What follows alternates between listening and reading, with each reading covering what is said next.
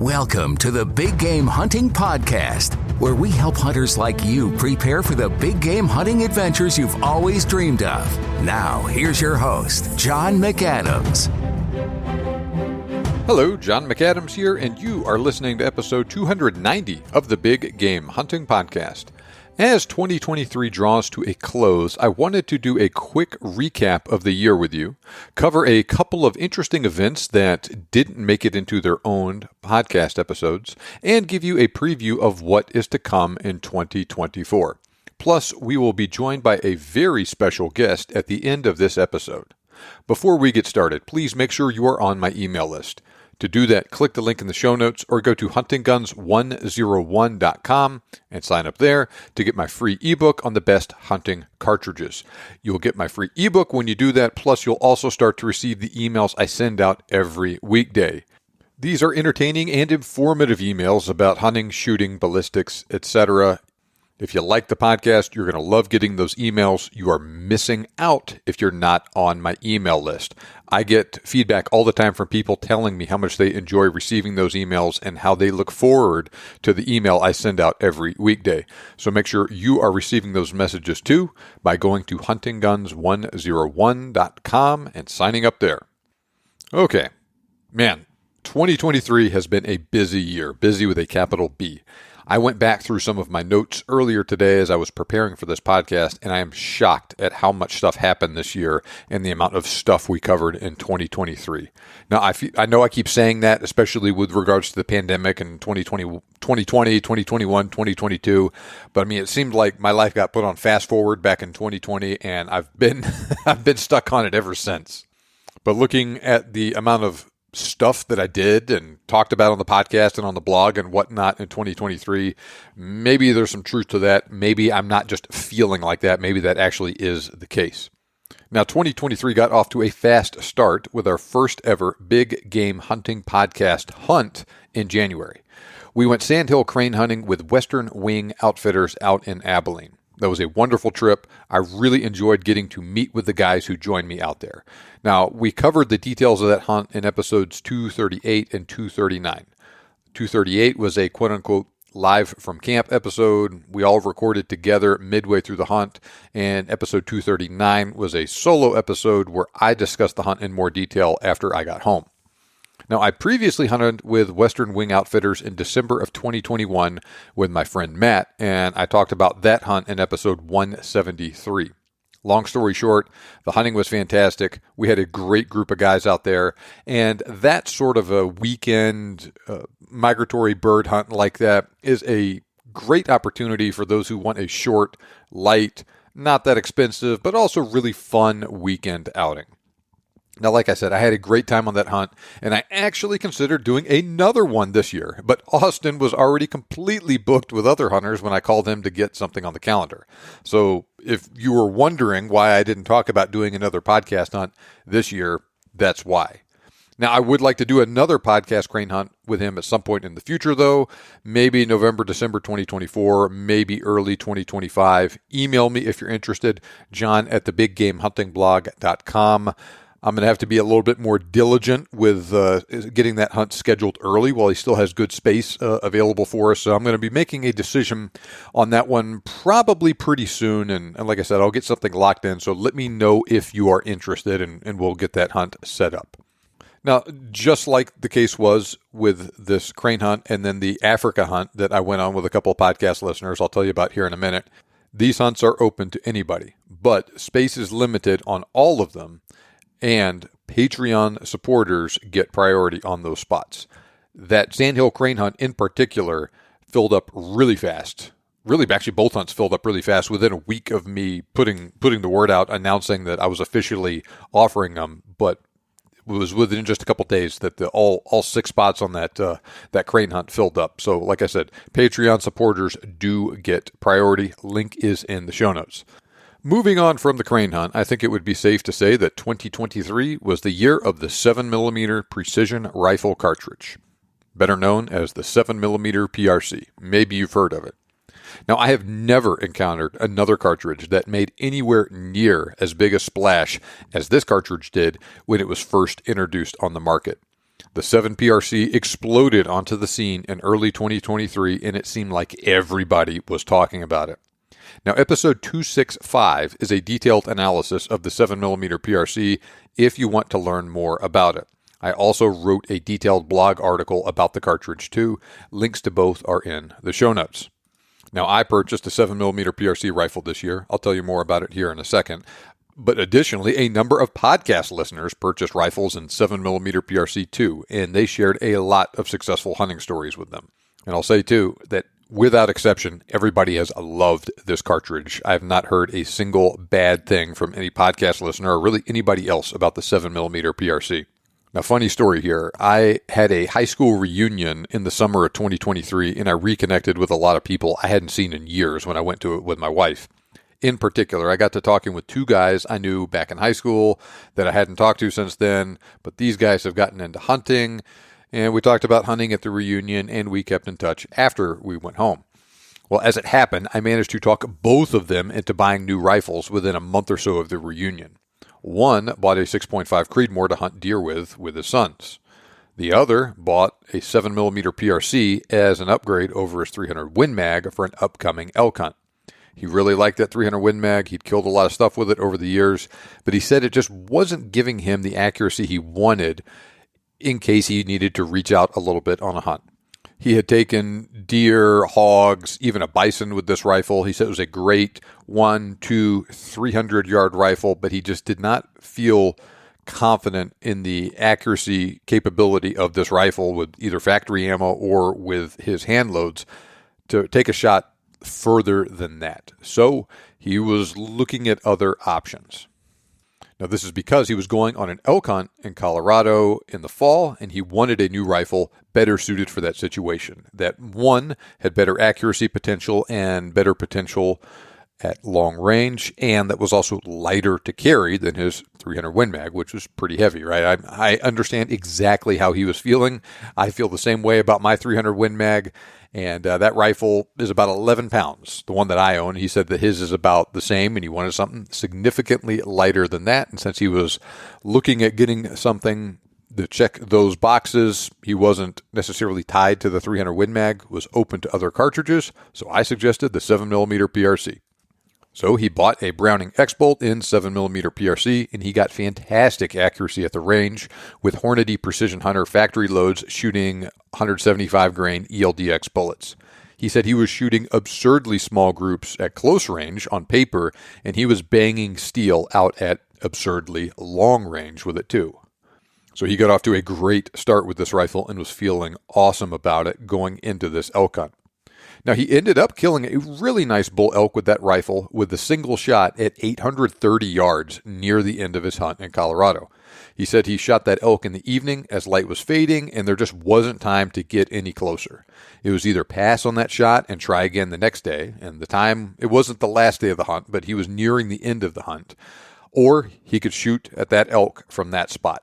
He decided to shoot. He connected on that elk, and he said it went less than 40 yards after the shot. Now, he told me there was no way he would have taken that shot with his old 300 Win Mag rifle. Now, I'm not necessarily shooting at game that far away. I'm also not saying that buying a 7PRC will make you capable of a shot like that yourself. And I'm not saying the 300 Win Mag or any other specific cartridge would not have worked in that situation too, provided he was using the right ammo with a sufficiently accurate rifle, etc., etc. I am saying he made that shot with a nice but still production-grade rifle instead of a custom job that he bought just a couple months earlier, and he was shooting factory ammo. He was getting good enough results with that rifle at the range that he felt confident enough to pull the trigger in that situation. His old 300 Win Mag, while a good rifle and perfectly capable under most conditions, just was not up to the task accuracy-wise for a shot like that, and he would have simply had to pass on that opportunity and potentially go home empty-handed if he did not have that 7PRC.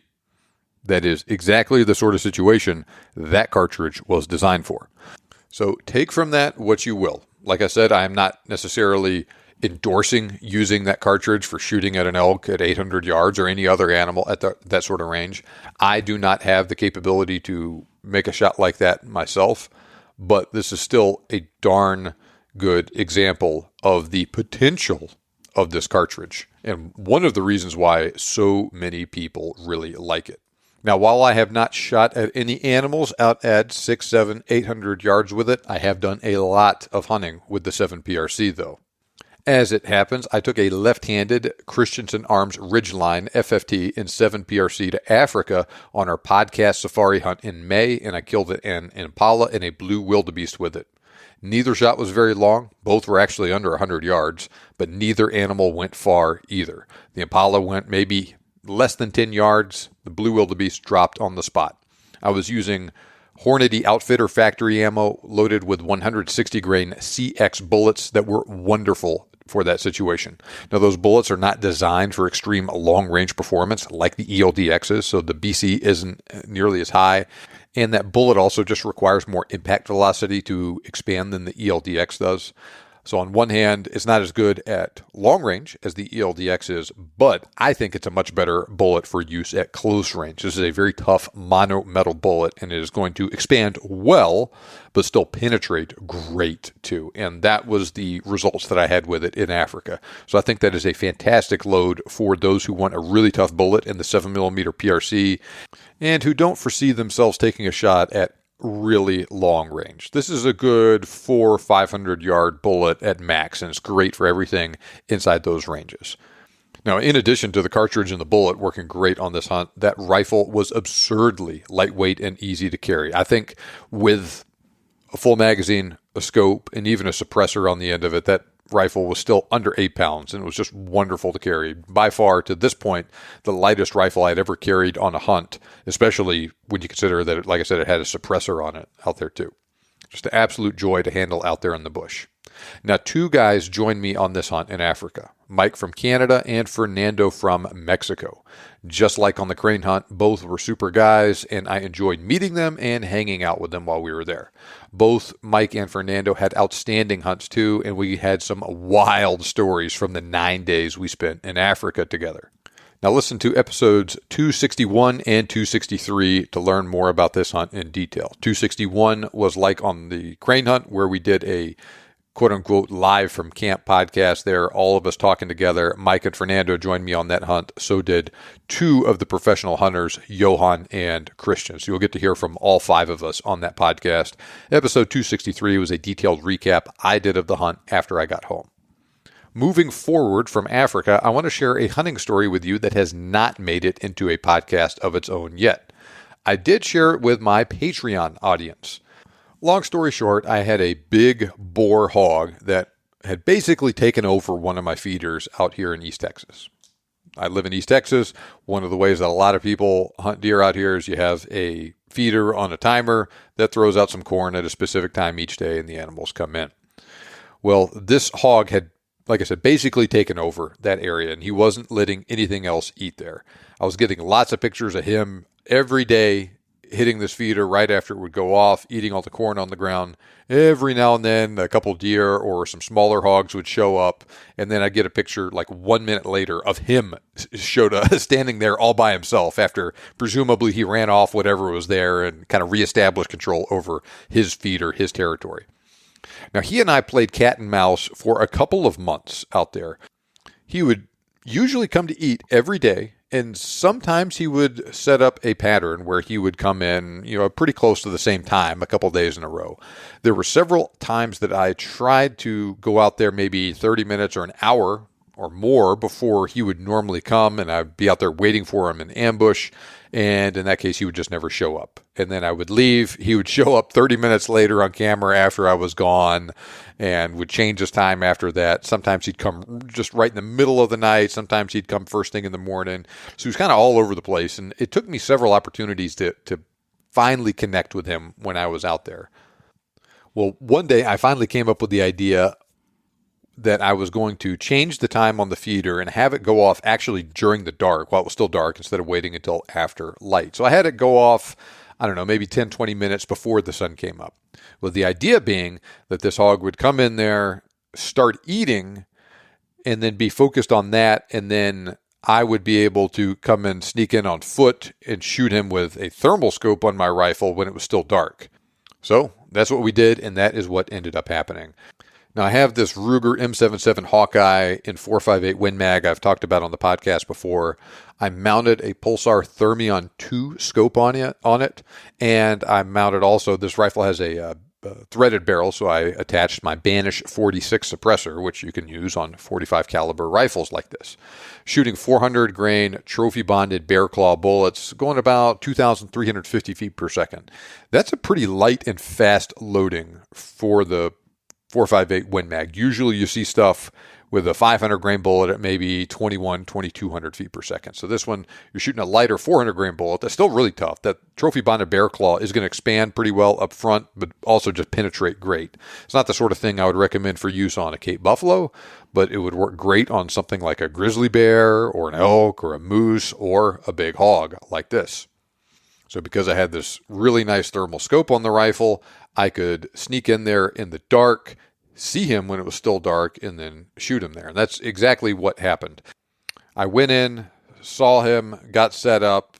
He was walking around and doing his thing in there, and I waited for him to present a good shot opportunity and stop, and boom, I shot him. And he acted like an 18-wheeler hit him when that thing hit. Ka-whap, and he just, boom, just flopped over like that.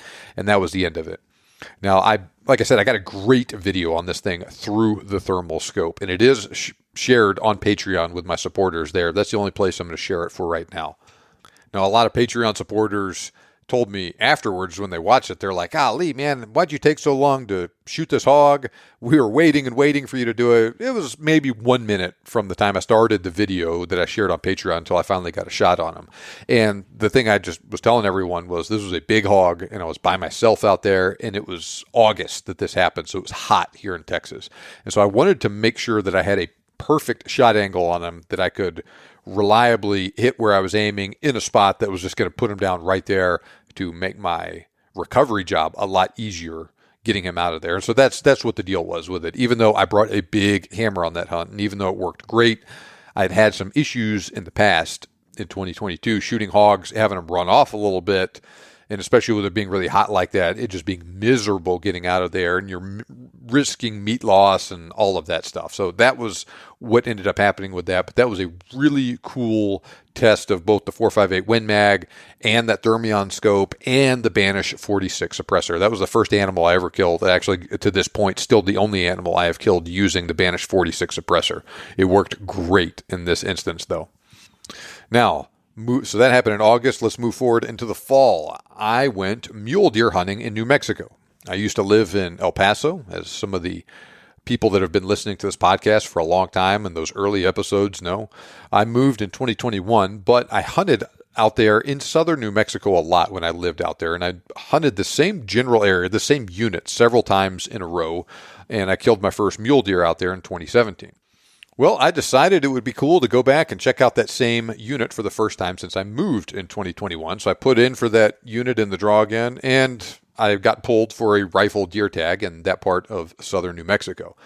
Hunt was in late October. I took my son out there, and I thought this would be a good opportunity for him to take a little bit of a step up in complexity and difficulty on a hunt. He and I had hunted deer out here together in East Texas, and he did great, but that's also a very not physically demanding hunt, sitting in a blind, don't have to walk very far, you're staying in a cabin, all of that. This hunt in New Mexico would be a little bit more difficult than that, but not something too extreme either. He's only 7, so I figured this would be something that he could handle really well. It would push him a little bit, but he could do it, and we could go out there and have a good time together, like I said, because I knew the area real well and all of that. So I took that same Christensen Arms Ridgeline in 7 PRC that I took to Africa on this hunt in New Mexico. Once again, this was a wild hunt, and we had quite a bit more excitement and adventure out there than I originally thought we would when I planned it. Now, I ended up killing a buck at just over 300 yards on that hunt. Once again, right, this is that Ridgeline in 7 PRC. I used the new Banish backcountry suppressor on that hunt. That was my first hunting experience with the Banish backcountry. I ordered it in November of 2022, got it in the summer of 2023, spent some time practicing with it at the range, and I took it on this hunt in October. That was a great hunt. One of my most favorite hunts ever. I had a great time out there with my son James. The hunt ended well with us shooting a deer like that. It was just really cool all around. I was very happy with how the ridgeline performed. I was happy with how the Banish backcountry performed. It was really cool. Listen to episode 283 to learn more about the details of that hunt. Listen to episode 285 to learn more about the various suppressors I have used hunting over the last couple years. I talk about the Banish backcountry, the Banish 46 that I just talked about, those two, as well as the Banish 30 that I have used on hunts in the past, and some of my experiences shooting but not hunting with the Banish 223 and the Banish 22K. Now that hunt took place in late October. Veterans Day weekend in November, I accompanied my dad and my brother-in-law on a deer hunt out here in East Texas. Now, I had just killed a deer myself in New Mexico, so I did not hunt on this trip myself, and I was there more as a facilitator and a helper for them than anything else. So my dad saw several deer Saturday morning, but he did not encounter any legal bucks. We hunt in a part of East Texas where we have antler restrictions. Now, a legal buck here is either a spike or a branch antler deer that has a inside spread greater than 13 inches. So you can shoot a spike or you can shoot a big buck, but you can't shoot like a little basket forkhorn or 6-point or something like that. So my dad saw a number of deer Saturday morning, but none of them were legal. They were all those little bucks that had racks that did not extend out past their ears. That's the guideline, the rule of thumb that the state recommends to people for estimating 13 inches like that. So the idea is to keep people from shooting those young bucks like that and focus their attention on the bigger bucks. And so on one hand, it is controversial because it lowered success rates. There's a lot of deer that people see out there and that I get on trail cameras and all that stuff that you can see, but you can't shoot. And that's frustrating to some people. But on the other hand, when people aren't shooting those young bucks, as soon as they come out, they turn into bigger bucks, and people have been shooting bigger bucks out here in this part of the state since they instituted those regulations maybe 15 years ago, something like that. So that was what my dad was dealing with out there, but he was having a good time. His health has improved to the point where he can do this sort of hunting. I would drive him up to the deer stand and get him all set up in there, and he'd sit out there for a couple hours and enjoy the morning, see the deer, and then he'd call me when he was ready to come back, and I'd pick him up and take him back to the cabin, and we'd do our thing there, and I'd take him back out when it was time to go hunt again. So it was, even though he didn't end up shooting anything, he had a really good time out there, hanging out with me, my brother-in-law, and all the grandsons were out there too. My son was there with us again, and my brother-in-law brought his kids out there. My brother-in-law's name is Clint, and he actually shot a nice 7-point buck early Sunday morning. Now, this was his third deer, and he's killed deer up there in 2021, 2022, and now another one this year. Now, neither of his first two deer ran very far. They ran, but basically dropped within sight, going 20, 30 yards. Well, this one went farther than he was used to, so I came out and I helped him find it. This was not an especially difficult blood trailing job, but that deer did run about 120 yards afterwards. But luckily, he did leave a good blood trail, so it was just a matter of following it and went straight to him. After we found the deer, we checked it out, and we discovered that Clint shot this deer low through the vitals, very low in the chest, almost as low as you could hit a deer in the chest and still hit the vitals. He ended up hitting the bottom of the heart and just the very bottom of both lungs going through. So not a bad shot, but not an ideal shot either. Luckily, he was using a good load that I recommended in Hunting Guns 101, 30-06 with a 180 grain core lock. That bullet expanded and did a lot of damage to the heart and lungs of that deer, even though it hit the very bottom of them, and it also exited. So it was a long-ish blood trail, but like I said, it was not an especially difficult one to follow.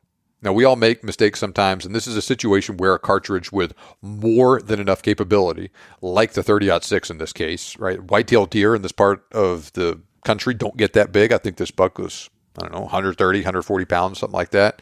And it was also a pretty short range shot, maybe 60 yards. So we're not operating on the margins of anything here. That's a perfect situation for a 30-06. Like I said, more than enough capability.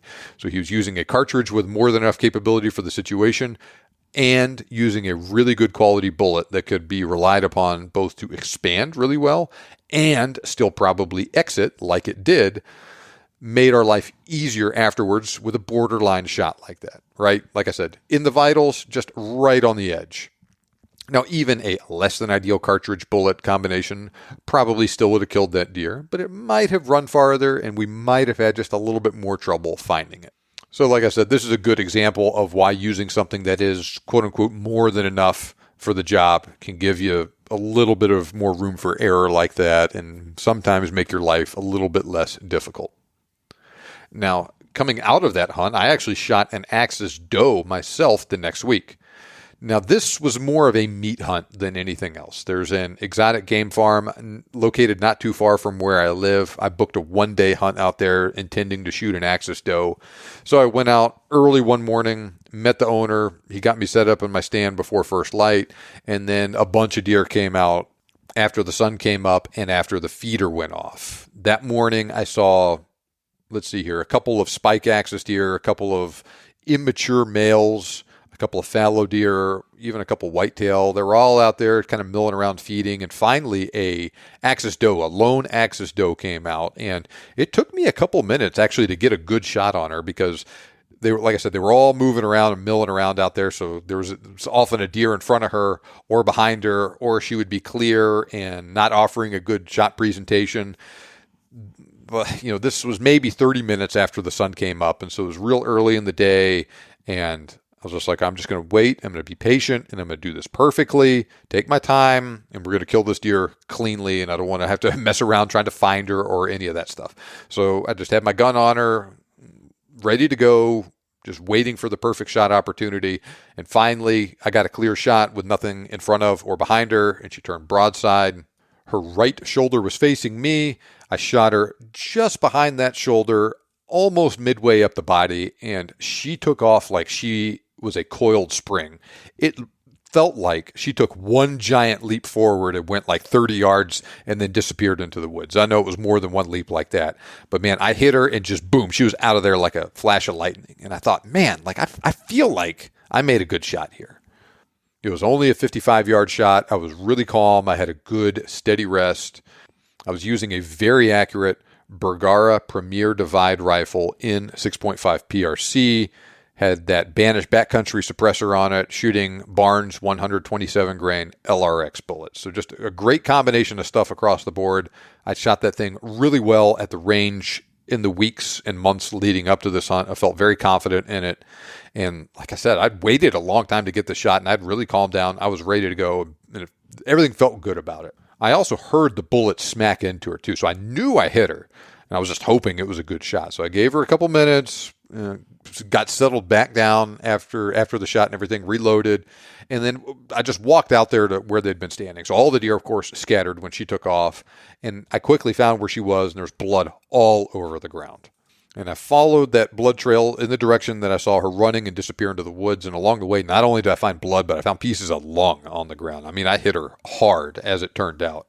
Now, the woods there were very, very thick. I mean, it was just like a darn jungle going in there with very thick brush and undergrowth. So I backed out, called the outfitter, said, hey, come and get me. I shot a deer. I think it's dead. And he came out, and we went in there together, and she had only gone just a few yards into the woods. She was barely out of sight inside the wood lines, and she had gone, I don't know, maybe 50 yards after the shot. So something like that. Not very far at all. So he took her back to the lodge, and we were butchering her, and opened her up, and just those two lungs were absolutely shredded. I hit right above the heart, so I missed the heart and all the plumbing coming across it, but I just center punched both lungs and just annihilated them. So she was, even though she took off like a lightning bolt like that, there was no way she was going to go very far at all. Behind the shoulder shot, like I said, hit ribs, hit lungs, and exited, left about a silver dollar-sized exit wound.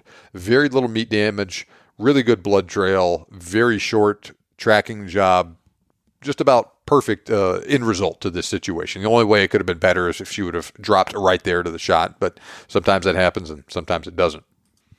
Now, I will say this shot ruined very little meat, which is one of the reasons why I took it. I'm normally inclined to take a shot straight through both shoulders of a deer like that, especially with that sort of shot placement, but I intentionally shot her a little bit behind the shoulder like that, to preserve as much meat as possible because I've heard so many good things about how good Axis deer taste.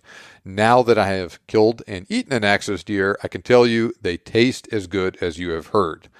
My wife and my kids and I all love it. I'm probably going to go back and do another doe hunt with this guy again next year. That was my last hunt of 2023. All in all, it's been a great year. I've had some awesome hunts this year, very blessed with the opportunities and the results I've gotten, and I've had some crazy adventures out there as well. So good results to all these hunts, a lot of fun out there too with podcast listeners, with my son, my dad, and my brother-in-law and everything. All in all, great year, a lot of excellent hunting. Now that we have recapped what my actual hunting year was like, I want to bring a couple of especially popular episodes to your attention that were all released this year in case you missed any of them or in case you just want to listen to any of them again. So first is my 30 caliber cartridge episode. That's episode 286. By far my most popular episode of the year. I got a flood of emails from people afterwards saying how much they enjoyed it. They said it was amazing. They wanted me to do another one. That's a very, very long episode. I talk about just about every single 30 caliber cartridge I can think of, going from everything down at the 30 carbine level up to the mighty 30-378 Weatherby, everything in between. Talk a little bit about the history of those cartridges, the recommended uses, that sort of thing. And I sprinkle in a lot of personal anecdotes in there as well. I had a lot of fun making that episode. Seemed like everyone really enjoyed listening to it. So make sure you check out episode 286 if you haven't already done so. Now next, episode 254 and 264. I did 2 episodes about the logistics of hunting Africa, part 1 and 2. So 254 and 264. Once again, I received a flood of emails from people saying that they found those episodes very helpful in either helping them plan and conduct a hunt that they had already wanted to do, or maybe they helped them take that jump into going on a hunt in Africa thinking, I've always wanted to do this, but I was always too intimidated, and this helped me through it, or maybe helped them through some difficulties, something like that. I share a lot of personal experiences that I've had over the years, both as just a regular guy going over there and hunting, and then too as on the booking agent side, a lot of the problems, misconceptions, struggles that people deal with hunting over there. I talk about travel arrangements, bringing guns, different times a year. There's good pros and cons to hunting at different times a year over there. And then that second episode, 264, is all about taxidermy and the good, the bad, the ugly with that stuff. Now, episode 250 and 252 from Kevin Robertson, he talked about how to become a professional hunter and African hunting trackers in those 2 episodes. Those were my 2 most popular interviews of 2023. And as always, Kevin does a great job of, 1, telling very interesting and entertaining stories, and 2, covering the ins and outs of this stuff in a lot of detail from the perspective of someone that has been there and done that. So check out episode 250 and 252. My next most popular interview of the year was episode 282 with Tyler Friel, talking about how he killed a grizzly bear in Alaska this year with the 6.5 Creedmoor. Now, I have been fortunate to interview a lot of great people on this podcast and have some really entertaining interviews with Kevin Robertson and Joseph Von Benedict and Ron Spomer and all of those guys. Those interviews have all been great. This one with Tyler Friel is my most favorite one that I have done so far. It's a really cool hunt, and he does a great job of telling that story. So regardless of what you think about the 6.5 Creedmoor or the 6.5 Needmore or the 6.5 Bleedmore, as Tyler would call it after this hunt, check out episode 282. It's a really good one. Now, though I did not release it this year, episode 172 with Mark Floyd talking about hunting elk with both the 6.5 Creedmoor and the 300 Win Mag is always a favorite among listeners, and it actually remains my single most popular podcast interview to date. Those 2 hunts that he went on in Wyoming for elk with the Creedmoor and with the 300 Win Mag do a really good job of showcasing the pros, cons, and pitfalls of both of those cartridges under those situations. So check out that episode too, along with all those other ones I just mentioned. Now, coming up next week, I have a 270 caliber episode that I did in response to the feedback I received from the 30 caliber episode. I also have plans for both 6.5mm and 7mm episodes in the future. Drop me a line, john@thebiggamehuntingblog.com, and send me feedback you have on the 30 caliber episode and the 270 episode once you listen to them. If I get enough interest, not only will I do the 6.5 and 7mm episodes, I could even potentially see myself doing, say, 22 caliber, 6mm, 25 caliber, 338 caliber episodes in the future too. But let me know if that's something that you want me to do. And if I get enough interest, maybe I'll end up doing it. Now, after that episode on the 270 cartridges, we have another Africa mini-series I'm going to start up. Phil Massaro is coming back on the show to talk about a successful and very exciting leopard hunt he had in Zimbabwe this year. Kevin Robertson is coming back on the show as well. We're also going to hear from another podcast listener about a couple of great hunts he had with us in Africa in 2022 and 2023. He hunted very early in the year in 2022 and very late in the year in 2023, so he has a very interesting perspective about what it is like hunting plains game in Africa at this spot with us in Limpopo province, of those different types of year and the pros and cons of doing it both ways like that. He's also hunted there with both the 7 mag and the 300 short mag, and he has some interesting anecdotes to share about the performance of those cartridges with a couple different loads on those hunts too. So check out that one. I'm sure it's going to be a great episode. I also have a 404 Jeffrey episode scheduled in there as well, and I am hoping to get a couple of other guests on the show too to talk about some other aspects of Africa hunting. More to follow with that. Moving on from the Africa miniseries, you might be hearing more about the new 22 Creedmoor and 22 ARC rounds in the future too. Shoot me an email, john@thebiggamehuntingblog.com, with any other show topic requests you have for the upcoming year, especially for cartridge comparisons and or cartridge profiles. People also really seem to like episode 276 on the 35 Whelen and episode 267 with the 9.3 by 62 millimeter Mauser. I received a lot of emails from people saying they felt the need to go out and buy a rifle chambered in one of those cartridges for themselves after listening to them, though, so be aware of what you're getting into before listening to those episodes. But check them out. Let me know if you want more stuff like that in the future as well. Or if you prefer the cartridge comparisons I've done so many of, like my recent 6.8 Western versus 7mm PRC episode, which is episode 287. So like I said, email me, john@thebiggamehuntingblog.com. Tell me what you think, what you want to hear more of. Now, for me personally, going forward in 2024, I will be at the SHOT Show in Las Vegas, 22 to 24 January 2024. I have some meetings already scheduled on my calendar, but let me know if you will be there for the show and you want to meet up. Note that the show is not open to the general public.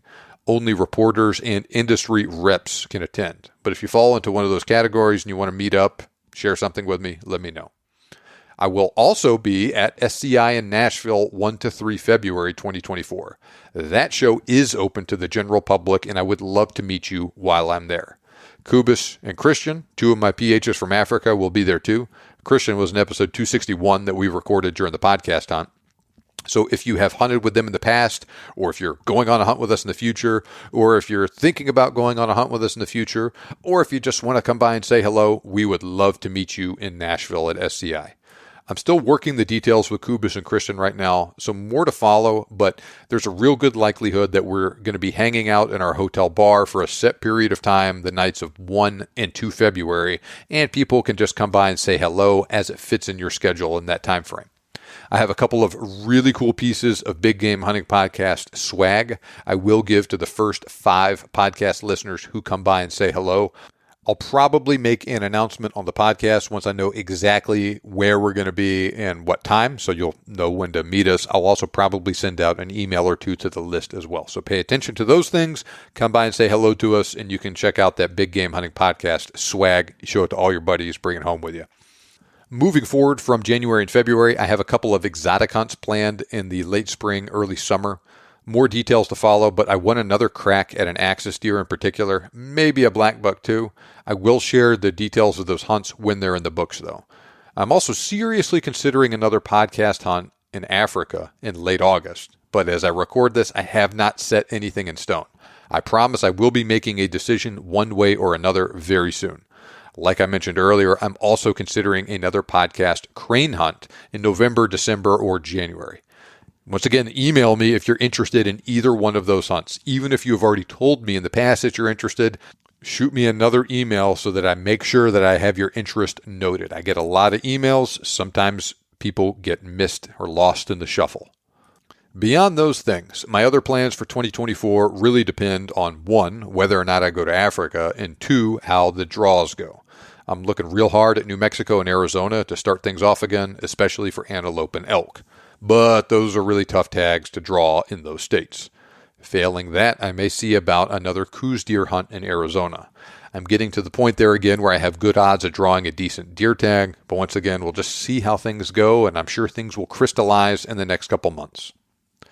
Going back to Africa, as I record this, we do still have a couple openings left for 2024 in March, September, October, and early November. Like I've said a couple times in the past, don't wait to hunt in Africa if that's something you want to do. There's no guarantee that you'll have the time, the money, or the physical ability to hunt if you put things off for a year or two. I have seen it happen far too many times to count, and it's always really sad when those things happen to people. There's one client in particular that was scheduled to hunt with us in, I think, 2018. Poor guy got diagnosed with cancer, had to delay his hunt, was all set to go in 2020. Then he got COVID and died, and that was the end of it for the poor guy then. And he told me he always regretted not taking the opportunity to go before 2018. He would have still been working, and it would have been a little bit of a pain in the rear with the schedule and everything, but he was healthy and he had the money, but he just did not make the time to go, and he went to his grave literally regretting that. And it's not just that something might happen to you that could prevent you from hunting either. In fact, I just received an email from a woman who hunted with us a couple years ago with her husband. They had a great trip, wanted to come back, but she was diagnosed with cancer after returning home and has gone through a number of treatments since then. Unfortunately, I am not sure we're ever going to see them again. Now, at least in her case, they already went once. We have another hunter that booked a hunt with us and had to reschedule because his wife got diagnosed with cancer. Another one of our hunters had to reschedule a hunt a couple years ago because his wife had a heart attack. Things like this happen from time to time. That is all the more reason to not put off your dreams until later. So like I said, we do still have a couple of openings left for March, September, October, and early November 2024. We are also booking for 2025 at this instant too, and we do have availability for most months then. If you book, you'll be hunting with Kubis, Christian, and or Johan in that exact same area where Mike, Fernando, and I all hunted on the podcast on in May 2023. I will also be available to you to help answer questions, sort out logistics, and just do everything possible to ensure your mind is at ease and that you have a fun trip. You can hunt plains game, you can hunt buffalo, you can hunt both if you like. Email me, john@thebiggamehuntingblog.com, or visit bestsafarihunt.com to learn a little bit more about things. Make sure to state that you are a podcast listener, and I will give you a special bonus. Okay, now let's welcome a special guest to the show today. My 7-year-old son, James McAdams. He was a trooper out there on our hunt in New Mexico together, and he asked me after the hunt if he could come on the podcast and share his experience with you guys. So I think that's a great idea, and here he is. Okay, James, it is good to talk to you about this hunt. I know we've been trying to do this for a while, and we finally just had the time today. So can you introduce yourself to the audience? My name is James. I'm 7 years old, and what I like about hunting is that it's just fun spending time with family, and it's okay if we don't get something. Yep, that's really good. Those are some of the things that I really like about hunting too. So you and I have been hunting before. We went deer hunting 2 years ago together, and you were with me when I shot a deer with my muzzleloader. Do you remember that? Yeah. But that was kind of a fast hunt, right? We just sat there for a long time, and nothing happened for a long time, and then a deer showed up, and I shot it, and there was a lot of smoke, and then the deer ran away, and we found it. Do you remember anything else from that hunt? No, that was about the extent of it? Now, this hunt in New Mexico was a lot more involved, though, wasn't it? Mm-hmm. So, what was the thing that you remember the most from that hunt in New Mexico? Carrying a 22-pound deer head back to the truck. Yeah, that was pretty hard for you, wasn't it? Yeah. And so you only weigh, what, like 54 pounds? I weigh 58. 58 pounds, and so you were carrying 20-something pounds on your back out of there? Yeah, that'd be the equivalent of me carrying a really heavy backpack. So let's go back a little bit. What was it like that morning when we first went hunting, the morning that we shot the deer? What was it like? very cold. There was ice on the tent, ice everywhere. There was ice everywhere. It rained everywhere that previous day. Then it dropped below freezing that night, and so it turned to ice. But it was kind of fun because I got to kick the ice off of the plants. That is true. We did that later after we got that deer. What was it like when I slipped and fell on that hunt? It really scared me. Yeah, you thought I really hurt myself for a minute, didn't you? Yeah. What were you getting ready to do? Get on this emergency calling thing. Yeah, you were going to hit the button on the inReach, weren't you? No. But luckily, I was okay. And so then we went back to camp. Because you were afraid that you might have broken the scope on the gun. Yeah, that's right. I was afraid of that. And then what did we see when we went back to camp? 2 deer playing, fighting each other. Yeah, we saw one deer, and then when we were watching them, another deer got up, and they kind of tussled and fought each other for a minute. Then there was these 2 guys that went out and saw the deer in their truck. They got out. They found the deer, but the deer smelled them and was walking in somewhere else where they couldn't get him. Yeah, that's right. And then we went out there somewhere else, and you saw a deer. Whenever I was in the car. And so how did you help me after I saw that deer? I was very quiet. I helped you carry some things, and I listened. Yep. So we got out, and you were a good listener. You were a good listener for that whole hunt, but especially then. We got out of the truck, and we had the tripod and the shooting bag and all that, because I didn't know if I was going to be shooting sitting or lying down. So you were helping me carry stuff, and you were behind me. We were sneaking from bush to bush and getting closer and closer. And then I got you set up on your binoculars, and you could see the deer there, right? And so you saw them before I shot them, and then you helped me get everything set up for the shot. What was it like when I was shooting for you? Well, I don't really know. Don't really remember. Things were happening kind of fast there then, though, huh? What was the next thing that you remember? You told me to count to 100 quietly. Yep, because the deer went straight down, and I was afraid it was going to get back up. And I didn't want to walk over there and have the deer be gone. So I had you count to 100 while I just watched it in my scope and make sure it was dead. And was it? Yes. It was. But it ran a little bit, took 1 step and then fell. It took a couple steps after I missed with that first shot. And then it stood there, and when I shot it again, it was just confused. It was confused after that first shot. It didn't know what happened, yeah. Because it was probably really young. It wasn't a super old deer, no, it wasn't. And I shot it with a suppressor, too, so it was hard for it to tell what was going on. That gunshot wasn't very loud. And then what did we do? Then you shot it again. We went up, and we found it lying dead. And I helped you butcher it. Yep, you helped me take some pictures with it, and then you helped me butcher it, and then you helped me carry it out. And that's when you had that big load on your back carrying out. I had a big load on my back, and you had a big load on your back, too. I only had 2, legs and 1 arm and 1 head. Well, you had just the head. Yeah. And then I had the whole rest of the deer in my pack. With the rest of the meat. I had all the meat, and you had the head and the antlers. That's right, yeah. Yeah, but that was pretty hard getting back to the truck. That wasn't a fun hike for me either. We had to stop and rest a couple times. 4 times to get up the mountain. That's right, yeah. It wasn't a real long pack out. But it was pretty big. Yeah. And it was kind of smelly whenever you cut the esophagus. That was, yeah, that's right. So, and then after we did that, we went back to camp, and then you got to spend the rest of the afternoon playing karate and kicking and punching all the bushes that had ice on them. That's right. Anything else you remember from that hunt that was pretty noteworthy? That you saw this doe on our second day. On our first day out there, that's right. On the opening day of the season, we did see either 2 does or a doe and a fawn, and we got to see them. And then what else did we see a lot of out there? Cows. Cows. There were cows everywhere. Did you see the elk that I saw? Yes. Yeah, I saw 3 of them. Yeah, there were 3 elk cows there together. Yeah, that happened before I fell down on the ice. But we saw them, it was only 2, 3, 4, 5 minutes before you slipped. Yeah, that's right. We were leaving our first spot on the way to the second spot we were going to before I slipped. And that's about what I sounded like when I fell, yes.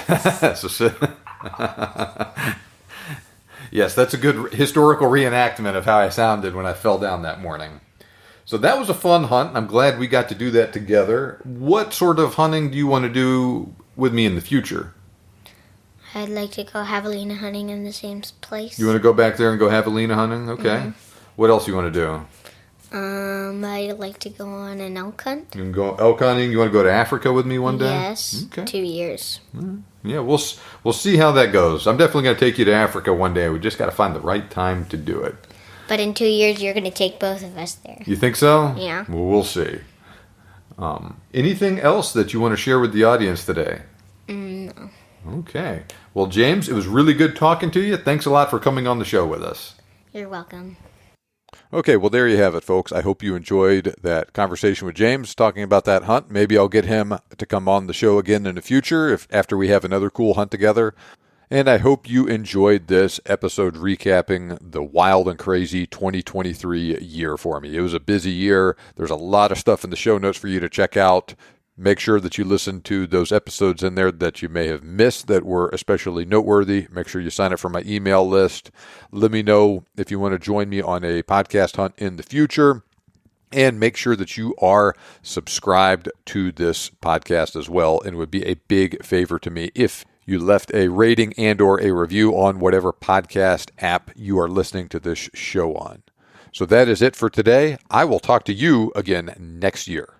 Remember, you can make your dream hunt turn into a reality, and we can help. Thanks for listening, and we'll see you back here next time on the Big Game Hunting Podcast.